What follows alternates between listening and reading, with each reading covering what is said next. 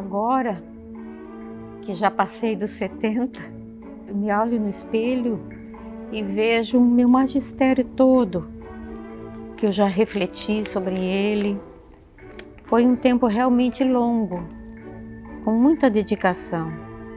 E agora que eu tenho acesso a essa maneira de pensar, que eu posso conversar contigo, que eu posso contar o que eu fazia, porque contando para ti, falando sobre o meu magistério, falando o que eu fazia, eu recupero a mim mesma, sabe? Aquele tempo que passou foi meu tempo, porque é um tempo de toda a vida, né? Foram minhas reflexões. Nossa, depois dos 70 o bicho pega, sabe? Depois dos 70, se tu não refletir, se tu não pensar, não reviver aquele tempo, todo mundo deveria fazer uma reflexão como essa para ver que a gente um dia foi professora, sempre vai ser professora.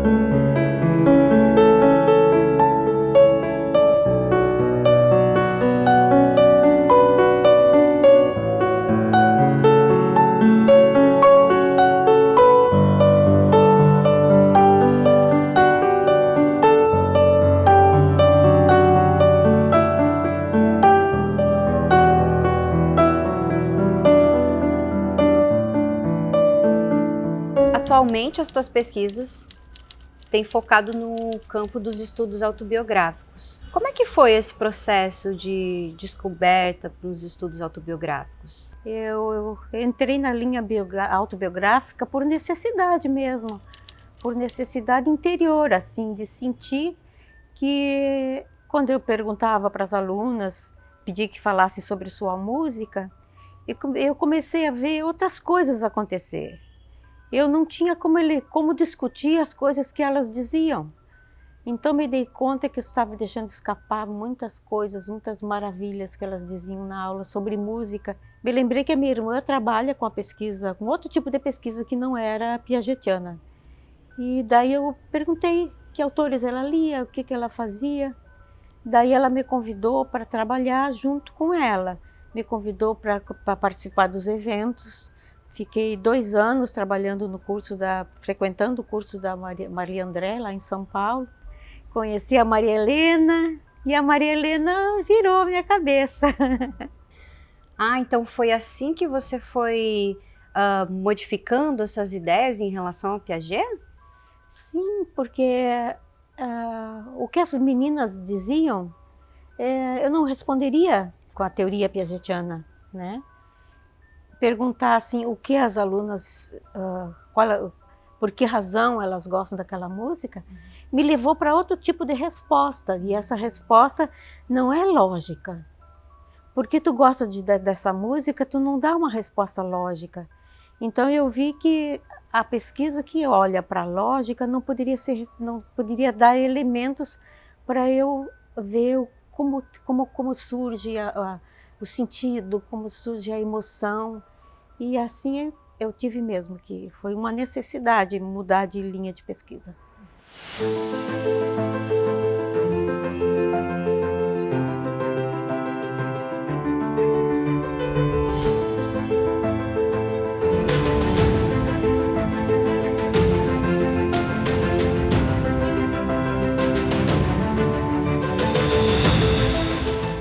A Mariana foi minha aluna de pedagogia e ela era uma menina que cantava muito constrangida, dizia que não tinha ritmo.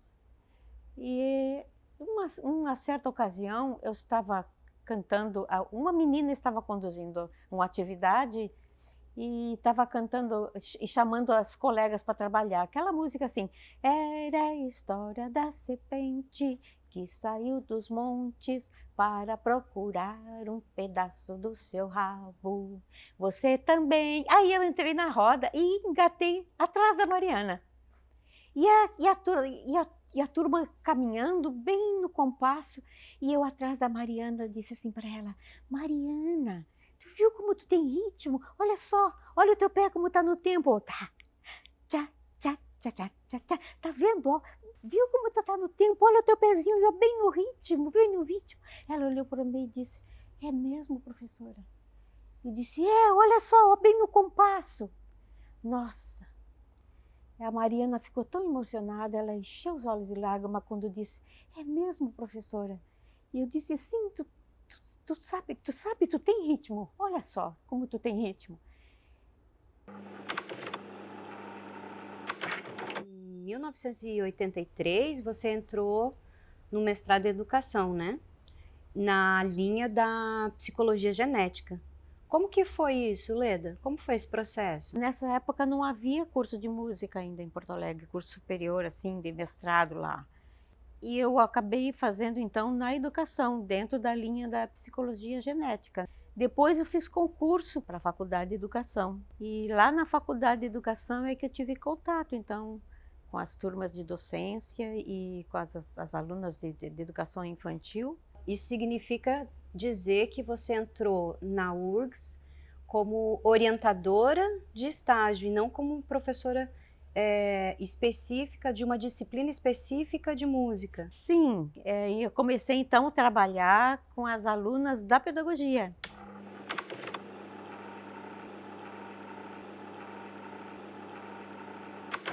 O doutorado definiu a minha inserção no campo da psicologia genética, de fato. Eu me dediquei com muito interesse, eu queria muito compreender o modo como as crianças articulavam, como elas faziam a conexão entre as notas. Eu estava procurando saber como ocorre o conhecimento novo, como é que as crianças articulam as notas e a partir daquela estrutura aparece uma nova estrutura. Embora a tese tenha sido toda de forma escrita de modo narrativo, Jean Piaget foi o autor central desse trabalho. Naquela época já estava acontecendo. Depois de 2000, assim, já começaram a aparecer críticas à linha piagetiana. E eu, para ter mais argumentos e me sentir forte no que eu estava fazendo, eu li seus opositores. Eu então li Vygotsky. Qual é a linha do Vygotsky que ele defende? Que havia muita diferença entre pensamento e linguagem. Eu precisava ter clareza disso. O Henri Vallon, muito bom. E havia muitas diferenças entre eles, entre os argumentos que eles tinham. E algumas coisas que escapavam da minha compreensão. Então, depois que eu conheci esses autores, eu conheci melhor, então, o Piaget. Então, o Piaget na área da educação. A minha pesquisa foi dentro da área da educação. Ali eu não falo em estágio, né, do que eu estava falando, mas eu estava preocupada com como a criança pensa. Esse foi o tchan do meu doutorado. Em 2007, ocorreu a reforma curricular e a música passou a ser disciplina obrigatória.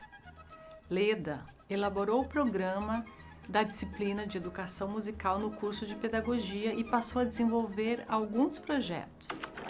Então, para conhecer melhor minhas alunas, eu elaborei um projeto assim de início, né?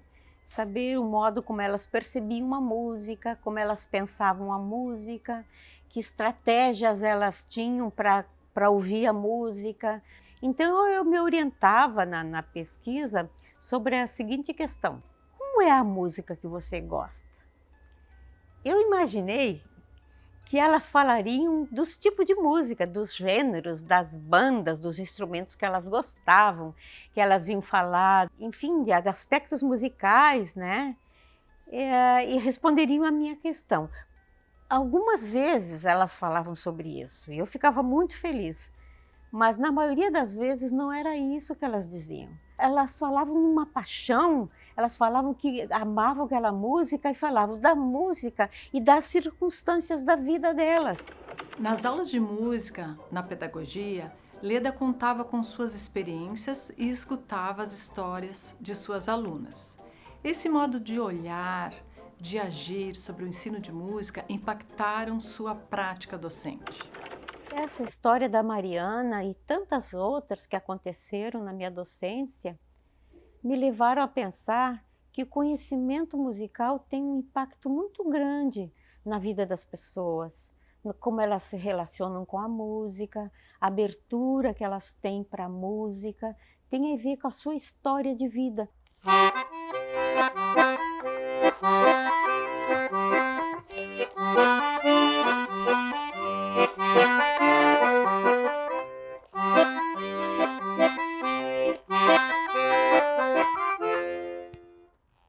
Minha vida artística foi muito intensa.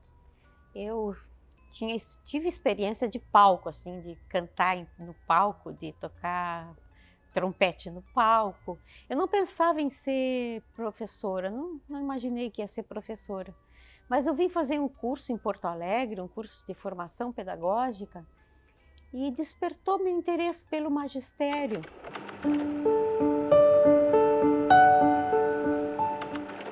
E Leda, e a graduação? A graduação em música? Como que foi? Olha, eu vim para Porto Alegre para fazer um curso e tentei vestibular aqui. Composição e regência. Que ano era isso? 1969 eu fiz concurso para composição e regência. Era a única candidata do curso e não passei. Rodei. Aí fui trabalhar no João 23, numa escola da rede privada. E depois, neste fim de ano, eu fiz prova de novo, com piano, né? Aí passei. Tentei licenciatura e composição e regência, passei nos dois. Além das disciplinas no curso de licenciatura em música, Leda cursava disciplinas obrigatórias oferecidas na Faculdade de Educação. Como não conseguiu conciliar seus horários, optou pela licenciatura, pois já trabalhava como professora de música. O olhar de Leda para a docência foi influenciado pelos estudos na faculdade e pelo clima de mudança que se instaurava no contexto brasileiro, a reforma do ensino por meio da Lei 5692 a partir de 1971, que fixou as diretrizes e bases para o ensino de primeiro e segundo graus. No Instituto de Artes, tocar de ouvido era assim um fantasma, não se podia tocar de ouvido, não se podia tocar música popular. E lá no João 23, que eu trabalhava junto fazendo curso de música, no João 23 eu me largava. Lá eu era gaiteira de festa de São João, coisa que nenhuma professora queria ser. E eu era gaiteira de festa de São João. Claro, eu dava as minhas aulas de música, mas lá, então, toda aquela pressão que eu sentia de nunca poder tocar de ouvido, eu soltava lá no Colégio João 23.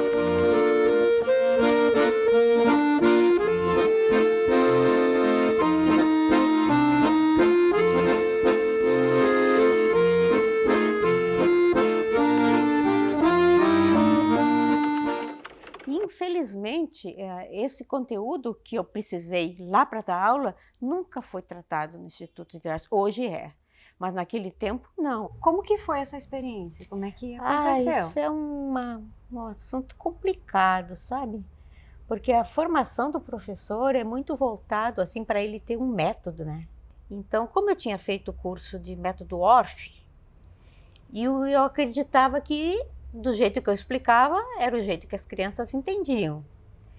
Aí, de repente, tu vê que as crianças fazem coisas que eu não ensinei. Então, o professor que quer focar o olhar nas crianças precisa repensar o seu olhar na sala de aula. Qual é o seu papel na sala de aula? E isso é o complicado, porque enquanto tu tem um método, tu pensa no método e aplica o método. Largar isso para olhar as crianças é outra postura, é uma revolução na vida da gente. E você conseguiu? Consegui. Mas não foi assim, né? Não, foi um grande esforço para dar o passo para a mudança.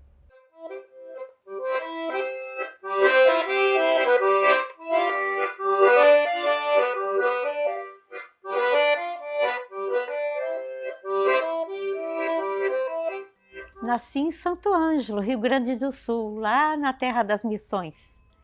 A minha lembrança mais forte, mais significativa era de quando nós fomos visitar a família do meu pai em Quebrangulo.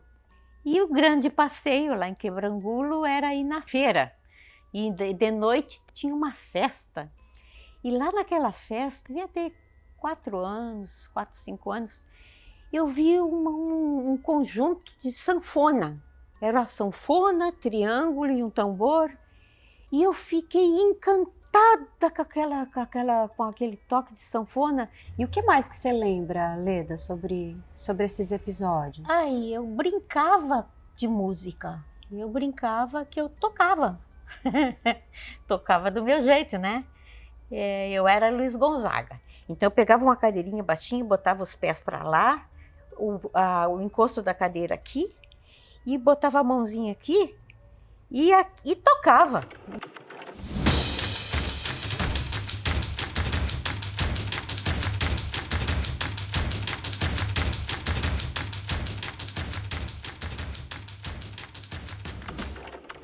E como eu tinha aquela vivência de ouvido, e eu aprendi as músicas que estavam mais adiantadas. Tem um fato que marcou bastante para mim, porque a música do 2º ano de acordeon era a Xalana. Então ia ser apresentada a Xalana no fim do ano. Aí quando faltava gente para os ensaios, me chamavam para tocar, porque eu sabia tocar de ouvido ali, mas eles pensavam que eu tocava de música. E eu entrava, ajudava nos ensaios, tudo. Quando chegou no dia da apresentação final, eu achei que eu ia tocar, porque eu tocava nos ensaios. E elas disseram, não, tu não tá, essa música não dá, tu não pode tocar no dia da apresentação, porque tu toca de ouvido. Eu me senti que aquilo que eu sabia de música, aquilo que era valorizado na minha família, nas minhas relações, aquilo não valia. O que valia era aquilo lá das músicas, das notas, né? Isso aí é muito ruim para quem está aprendendo, né? Eu me lembro que me sentia muito desvalorizada dentro da escola. Porque era coisa completamente diferente. Eu era aplaudida em casa e rechaçada na escola.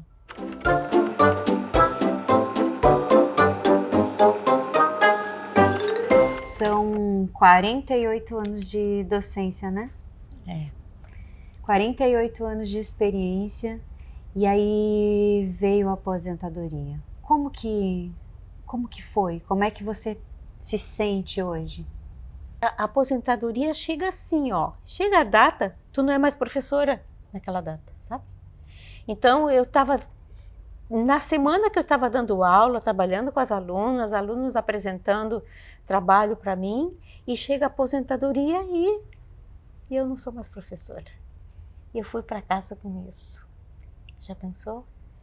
Não sou mais professora, não sou mais da URGS. É isso que eu pensei, não sou mais da URGS, não sou mais professora. Então, o que eu sou se eu não sou mais professora? Sabe? É isso.